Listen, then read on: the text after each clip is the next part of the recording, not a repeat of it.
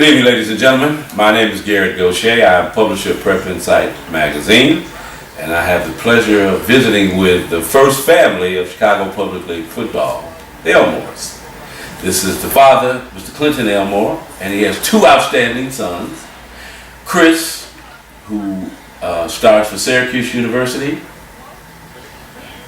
and Craig, who was the Prep Insight magazine high school player of the year with the winning state champions Phillips Wildcats. So you have been around Phillips since they went on this masterful and wonderful run. They have been 51-4 over the last 4 years. They have made history. They became the first public league team ever to win a state championship, and now your son is in really what they call rare air because he has 2 state championships from the public league. So tell me how much fun this was. It was a fantastic journey. They've been involved with football since 4th and 5th grade. Craig started in 4th grade, Chris in 5th. Organized football, but prior to that they were with me. I do the football at Daly. I was a paramedic on duty. And while I was doing my paramedic duties, they were out there playing football, learning how the basic fundamentals of the game, and stuck with them, and they progressed. So you were with the Chicago Fire Department, and you were able to participate in the games. This is correct. I was a independent contractor for CPS. I did all athletic events, football, track, and for each event, by me being a single parent, the children were with me, and they got a grasp of sports, organized sports at an early age. Now, while you were working and the little ones were running around on the field creating havoc and having fun, did you ever in your wildest imagination think that it would end up here like this? Yes, to some degree I did, because I was told by Coach Curry that I had some fantastic individuals. A lot of the high school coaches noticed that how talented they were to be that young. Now, when you say Coach Curry, you're talking about legendary Robeson High School head football coach. Coach Roy Curry, that is correct. Okay. And what brought you to the decision to send them to Wendell Phillips with all the outstanding schools, the Mount Carmels, the Simeons? What made you decide on Wendell Phillips? Well, it's more so a journey, a book being written. I don't think I really made the choice. I think it was a choice made by our Father above because of certain things that happened. They were both heavily recruited by all of these schools. Chris originally was going to attend Simeon. Paperwork wasn't done. And they came up through a feeder program. The Little Mighty Men originally started at Dunbar, and they moved to Phillips. They became the Little Wildcats. They were a feeder program for the Phillips football program, and the coaches would constantly send them here. But I was, me being a concerned parent, I really didn't want them to travel public transportation, but the Lord put people in my lives that would pick them up and bring them home, so that I had no problem with it. And one day we were in the gym working out, the children were, with some of the Phillips football players. They asked where they were going to school, and Chris said he was going to Simeon, and one of the kids, younger kids, told him, "Why do you want to go to an established program? Why don't you come here? We're trying to create a program, do something spectacular." And lo and behold, they became an intricate part of that program. And did it surprise you how quickly they began to rise? To some degree it did, but once you see the work ethic of these young men, nothing surprises me, because of the character of the kids and how they stayed together as a team. There was a camaraderie. They were like brothers. What I would do is, this was when most of the kids came. It was like a safe haven for them. And I was the only house on the block that didn't have grass in front, because that was their football field. and the neighbors had no problem with it. Uh-huh. I mean, I don't care what the season was, winter, summer, fall, there would be snow outside, it could be raining, and they were outside competing with each other. Now, before they won the state championship. They went to the championship game. Correct. And lost. Correct. What did that do for you as a parent and for the kid, your son, Chris? Once they got beat in that championship game, was it a learning experience where they came back and said, "Hey, next year we're gonna kick butt"? Or it was a learning process. They had to learn that. I mean, it was something that no one in the city of Chicago had ever done before. So it was something. No. Robeson and Roy Curry went to the championship. Yes. But no one had ever won it before. Right. And I'm talking about the year before. Right. Yes. Right. And Craig was also on that team. Right. And it was a learning experience. It brought us together. It taught us a lot. And we were prepared. And as a matter of fact, if you watch the video, they kept saying that Phillips will be back. Phillips has Chris Elmore, and at that time Amani Jones coming back, and they had a lot to look forward to. So it was a start. Well, you've had 2 kids to go through the program and win the state championship. Your son now is a starter for Syracuse, and he plays both ways, which is highly unusual. Yes. People don't do that anymore. And then your youngest son, who was President's Time Magazine Player of the Year, state champion, he's now going to Kent State. Correct. So you are indeed a rarity because both of your sons are playing for African American coaches in Division I football. So that's very rare. Well, the coach at Kent State is he's not an African American. Oh. So what happened was he was the gentleman that came and recruited Chris. Okay. To Syracuse. Mm-hmm. And once he got the job at Kent State, the head coaching job, Craig was the first individual that he came out to recruit. Mm-hmm. And by me learning and understanding, going through the recruiting process with Chris, coaches will promise you the world. You know, they do. And my hands weren't tied. I put my son in a position where I think he could not fail because of the coach that he has. I know this gentleman, I know his family, and I wholeheartedly trust the coach and the coaching staff at Kent State. So that was an easy decision. So this is another thing. God, as I said, he works in mysterious ways. He came after Chris, and then he came after Craig. So that was a blessing. Yeah, just have the same guy who you know and who you trust. Again, that's God. Mm-hmm. Well, thank you so much. It's been a pleasure. And congratulations on a wonderful job. I need to let our audience know that you are a single father, single parent. Mm-hmm. So the job that you have done has been outstanding. Mm-hmm. And I have a daughter. She's at Lynn Bloom, and she's doing extremely well academically, and she's on the girls softball team. Okay. As you've seen, we've talked to your dad, and are you where you expected to be, or is any of this been a surprise for you and to you? All I have to say is, hard work pays off, and I'm a hard-working kid. I'm not big-headed. I'm humble, and I really just let God work it out, and I never expected to be playing Division I football where I'm at right now. I had my dream school and things like that. That's what I was working for. But this is where God wants me to be, and this is where I'm going to do what I have to do. Now you're in the ACC. Right.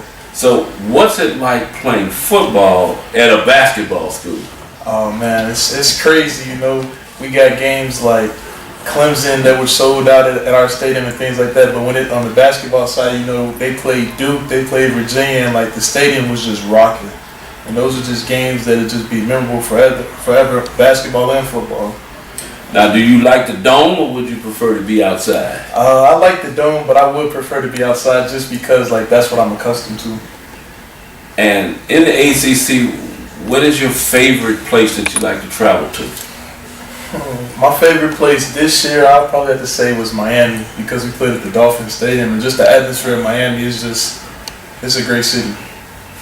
Well, I know it's warm, and there's a beach. Yeah. You probably think of those beautiful women.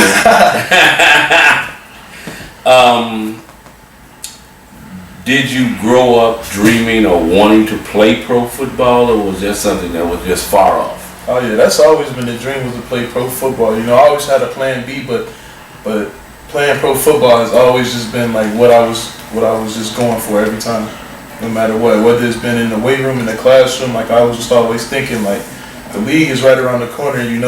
especially with the draft that just happened. A lot of guys we played with, like Chris Covington from Alraby.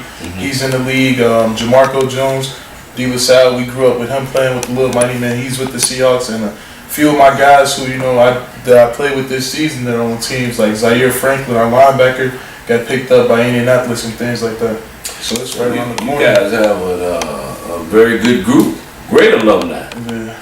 Well, tell me, when do you get some rest? If you play both ways, please tell me you're not on the specialty team. Oh yeah, I'm on special teams. Oh my God, you play every position all day. Yeah, just about.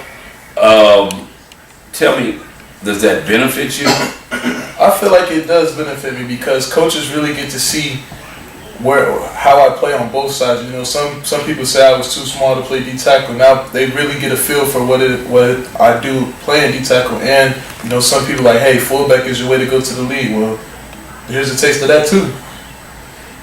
Well, which is your favorite? Do you prefer defense or you prefer offense? Most people I know, they like defense because you can slap somebody. Yeah, I love defense. I love defense. That's always been my thing. So, but you don't care in terms of pro. You don't care which one. In terms of pro, whichever one pays the bills. So you play tight end? Yeah, I play tight end a little bit.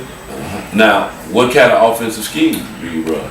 Does it favor the tight end, or you just a blocking guy? It favors a tight end in a way. You know, we had a tight end, Ravion Pierce. You know, he had about 100-yard game against Pittsburgh coming out. So we're a spread offense. You know.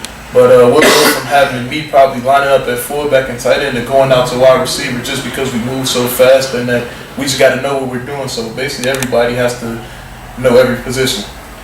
Well, I need to say to your father and his family, you know, you're really going to make prep inside work in September because your family has 2 games back-to-back on a Friday and a Saturday. I think you guys are coming in to play Illinois. We coming to play Western Michigan. Oh, you coming to play Western Michigan and Kalamazoo. Yeah. And then Kent State is coming to play University of Illinois in Champaign-Urbana. Yeah, Western Michigan. I feel like it'll just be a good game for me. You know, I was committed to them originally, so it'll just be like one of those games, you know, back home in Kalamazoo with the fans that I've talked to, you know, kids that I recruited with and guys that I knew during my recruiting process. So, you know, I'll be looking forward to that game.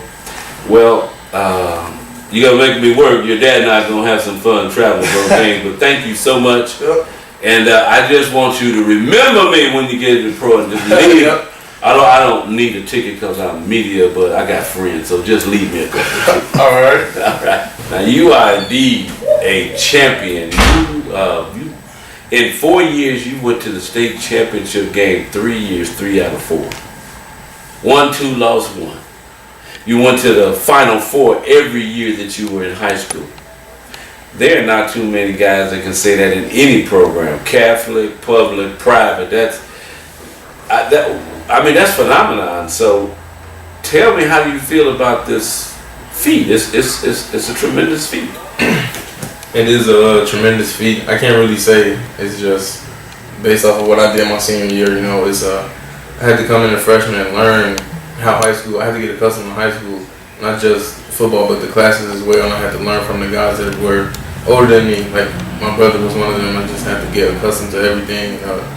Learn how the coaches would, you know, do practice and things like that, and just learn what they were teaching me, really. And you know, from learning from the older guys and being the senior that I was and having an amazing season that I did and being the leader that I was, I have to thank those guys being the man I am today.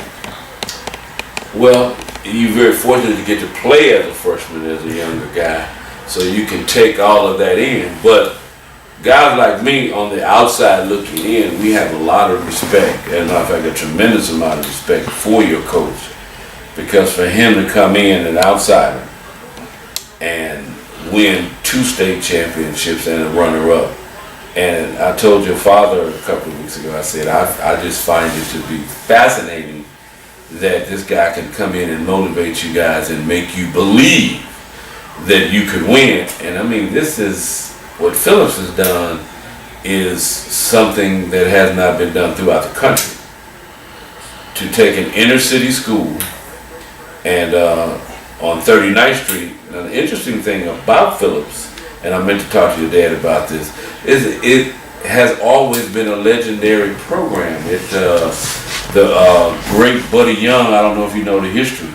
He was the first NFL player from the South Side to go from Phillips to, and the legendary great Carl Bonham, who we used to call him the grandfather. He was the first African American to win the public league championship in the history of Chicago public schools. So, I mean, Phillips itself has a great history. What I want to know is that the very first game of the season, when you guys played Loyola, and they had the ball on the 3-yard line, everybody started saying, "Oh my God, it's over. Loyola's gonna score," and you guys sent them backwards. I had never seen that done before by a public league team against a Catholic league or a state team or a private school. That was something that I'm going to remember and cherish forever. Because I mean, I have to admit, I was one of those people too. Oh, I can't say what we were saying because we're on camera. I can't say what we were about to say, but we were like, "Oh shiggity, this is oh no," you know. But you guys prevailed, and you made the stop. So how did that make you feel? Coach, I feel like Coach trusted me being on the defensive side of the ball every single year I was at Phillips. I think he actually put his trust in me to make the play. You know, the defense was actually set up for me to get back there in the backfield one-on-one with the running back. It was incredible. You know, one of our corners, Joe Thompson, he calls me Eli Manning because after I make a big play, I'm not really like cheering or excited or anything like that. But it was kind of strange that we both were back there and we made the stop, and I was actually jumping up and down cheering like we really just won this game and we made history. It was incredible. Now, do people underestimate you because you don't have that stature? I mean, you're not a really big guy. You're not 6'3", 6'2". Some people say that you're not incredibly fast, but I've heard people talk about the size of your heart. They say it's as big as a watermelon. Where do people get that from? I think it comes from my work ethic, really discipline. And my playing style really is just I've been doing this for so long, and it's just I know the game, and you know I get the respect from others. And just when I get the ball, it's ground and pound too. So I want to get out the way. Well, you know, a lot of us are saying that what Phillips has done, you're not going to see for a while. This 4-year period has just been a dream-like. But there are some people say that Phillips is not going anywhere. Next year they're going to be tremendous, and the year after that. So you have to feel proud about building this program to the point now where it's no looking back. It's just straight ahead. I feel like Phillips can really maintain this level that we have right now.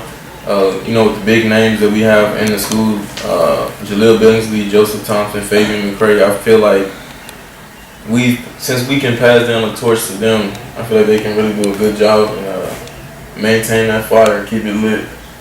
Okay. Well, it's been a pleasure for me to come into your home, ladies and gentlemen. This is the home of Mr. Clinton and these two fine young men, the Elmores.